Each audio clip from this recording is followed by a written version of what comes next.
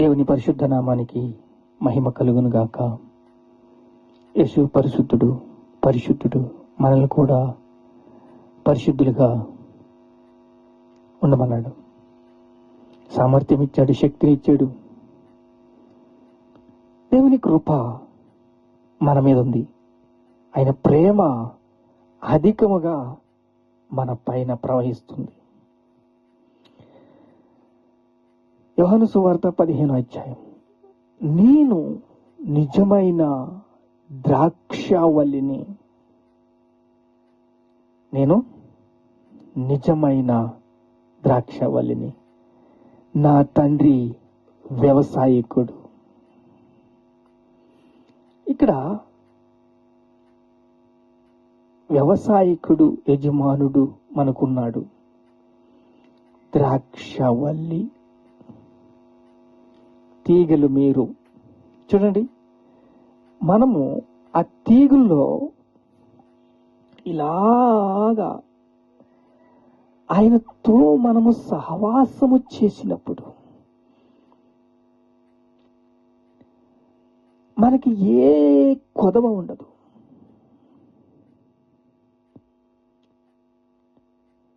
ఏ కొదవ మనం చూడనిరము. సంతోషం, సమాధానం, ఆనందం, జాయ్.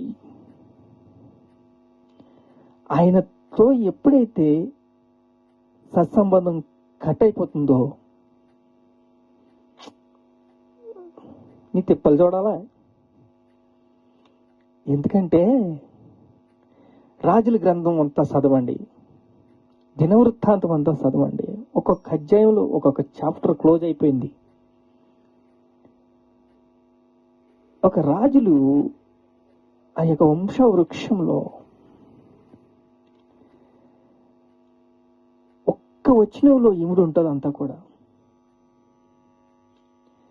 ఒక్క వచనంలో ఇమిడి తన భవిష్యత్తు నుదుటి మీద రాసినట్టు.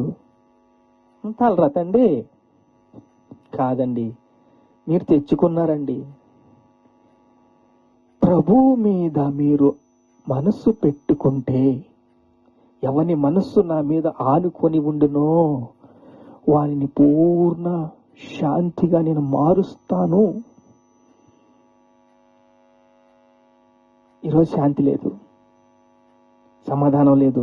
పరుగులే పరుగులు, పరుగులే పరుగులు. నేను నిజమైన ద్రాక్షావల్లిని, నా తండ్రి వ్యవసాయకుడు. యజమానుడు పిండి కావాలా, ఒక రౌండ్ కొడతాడు, సేనంతా చూసుకుంటాడు. పురుగు పట్టిందా, నీళ్ళు కావాలా, పెద్దవాళ్ళేరా రారా ఇలాగా అని వాడికి పురమాయిస్తాడు. అంటే టీంలు అన్నమాట. టీంలు ఏ టీంకి ఏమేం ఉంటాయో, కొరత ఏముందో చూసుకుంటారు. ఫైనల్స్ టీం అది సిటీకి సంబంధించింది. సిఇఓ, మేనేజరు, ఇలాగా రకరకాలుగా సంస్థ అంటారు. ఇలా అక్కడ వాళ్ళకి పనిని పురమాయించి, పనిలో నైపుణ్యత కలిగి ఉంటే ఆ యొక్క పని యజమానుడు చూసి, ఆ యజమానుడు ఏం చెప్తున్నాడో విని ఆ పనిని చేయగల నైపుణ్యత, పాలేరుగా తీసుకున్న బాధ్యతలు, తీసుకున్న జీతానికి సరిపడేలాగా పని చేస్తే సోమరులు ఉంటారు, రకరకాల మనుషులు ఉంటారు. దుప్పటి కప్పేసి తీయరు. నేనే చేసేవాడిని. దుప్పటి కప్పానంటే తీసేది లేదు. అంటే నా అనుభవం దుప్పటి తన్ని పెట్టానంటే తీసేది లేదు. ఆ పనిలో ఎంతో లోటు. నువ్వు చేయకపోతే చాలా ప్రాబ్లమ్స్ ఎదుర్కోవాల్సి వస్తుంది. నువ్వు చేయవలసింది ఇంతే, చిన్న పనే. ఆ పని నువ్వు చేయకపోతే ఎంత నష్టం ఎటుతుందో. ఆ నష్టాన్ని యజమానుడు భరించలేడు. బా ఎంత పని చేశాడు.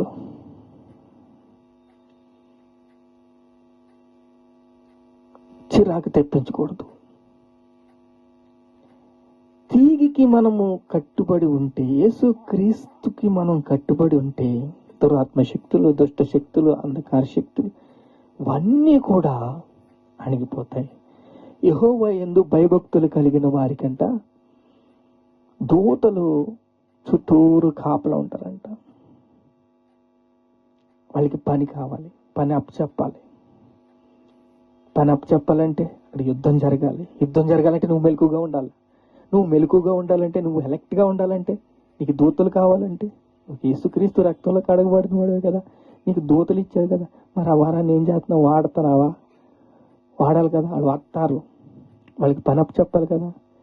నీకు మెలకుగా ఉండాలి. నువ్వు ఒక స్థాయి నీకు ఉంటే, బాధ్యత అనేది ఉంటే వాళ్ళకి పని చెప్తావు.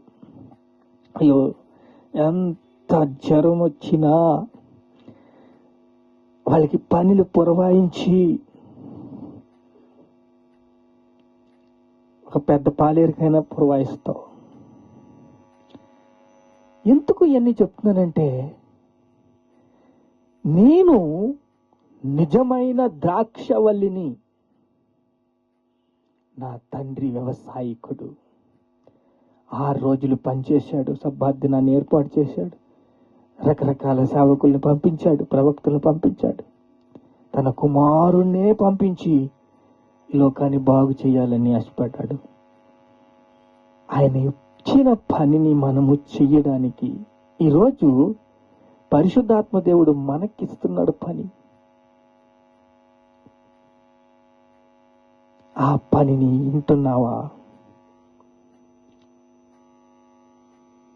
ఆ పని విని చేస్తున్నావా?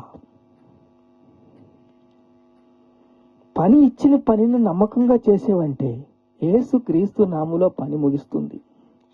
ఒక కలెక్టర్కి లేని, ఒక సీఎంకి లేని, ఒక ప్రైమ్ మినిస్టర్కి లేని అధికారం నీకు, బాధ్యతలు నీకు ఇచ్చాడు. ఎందుకంటే పని పెద్దది, పని శ్రేష్టమైంది, పని గొప్పది, పని చాలా గొప్పది. మనకు అప్పచెప్పిన పని ఒక ఆత్మ విలువ నీకు తెలిసినోడు అయితే, ప్రభుత్వాలు మీదడిపోయిన పౌలండి చెరసాల్లో ఉన్నాడు. పేతురండి శవాల గుంపుల్లో ఉన్నాడు.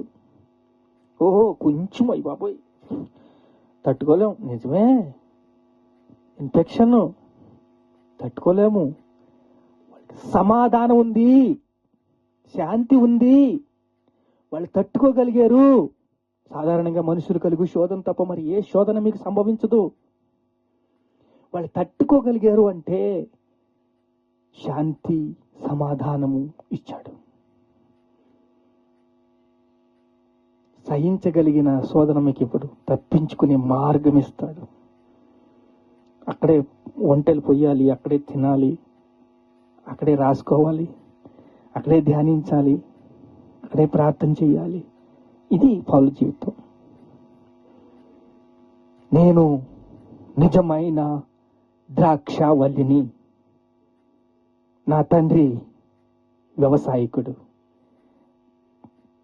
ప్రార్థన చేస్తే నీకు స్వరం వింటావు, నీ దూతలకు పని అప్పగిస్తావు, పని ముందరికి వెళ్తుంది.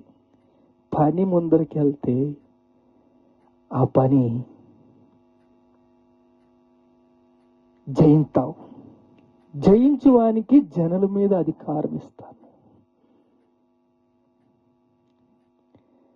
జయించు వానికి జనుల మీద అధికారం ఇస్తానని దేవుడు చెప్పాడు. $1 కాదు, $2 కాదు, $100 కాదు. అడుగుము, నీకు జనులు నేను ఇస్తాను.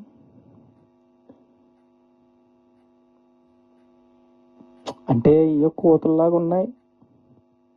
ప్రభు నాకు చెప్పాడు, నేను మీకు చెప్తున్నాను. ఏ మైక్ దొరికింది కదా అని ఓ కాదండి. శిక్షణ ఇచ్చి అప్లోడ్ చేస్తాడు. నేను నిజమైన ద్రాక్షవల్లిని, నా తండ్రి వ్యవసాయకుడు. యజమానిని సంతోష పెట్టాలి.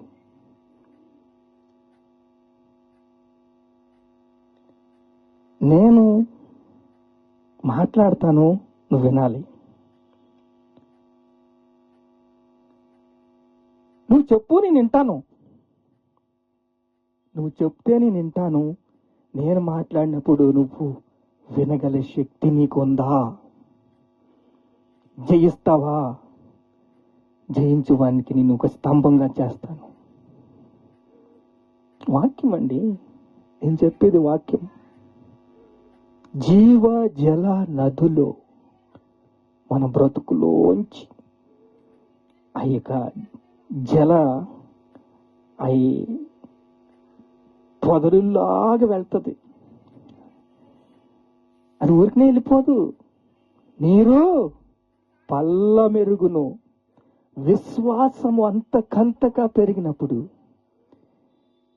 నీతి దాంట్లో నివసిస్తుందంట. దేవుని శక్తి దాంట్లో ప్రవహిస్తుందంట. నేను నిజమైన ద్రాక్షవల్లిని, నా తండ్రి వ్యవసాయకుడు. ప్రార్థన చేసుకుందాం. తండ్రి వ్యవసాయకుడయ్యా, అయ్యా నీ యందు మేము అంటు కట్టకపోతే అవి పీకి అగ్గిలో పాడేస్తారన్నావు. నశించిపోతున్న ఆత్మల పట్ల భారం భారం భారం తండ్రి, యేసయ్యా నీకు స్తోత్రాలు. నిజమైన ద్రాక్షవల్లి, సత్యాన్ని నమ్మి ముందుకు వెళ్ళినప్పుడు మాకు కలిగే నీతి అంతెంత కాదయ్యా. నేను మాట్లాడతాను, నువ్వు వినాలి.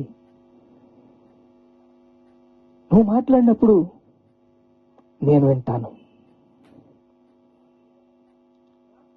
ఒక తండ్రి కుమారుడికి చెప్పినట్టు, తండ్రి నీ కృప మాకు అనుగ్రహించు. నీకు స్తోత్రాలు స్తోత్రాలు స్తోత్రాలు. ఘనత మహిమ ప్రభావాలు మీకే చెల్లిస్తున్నాము తండ్రి. ఆమేన్.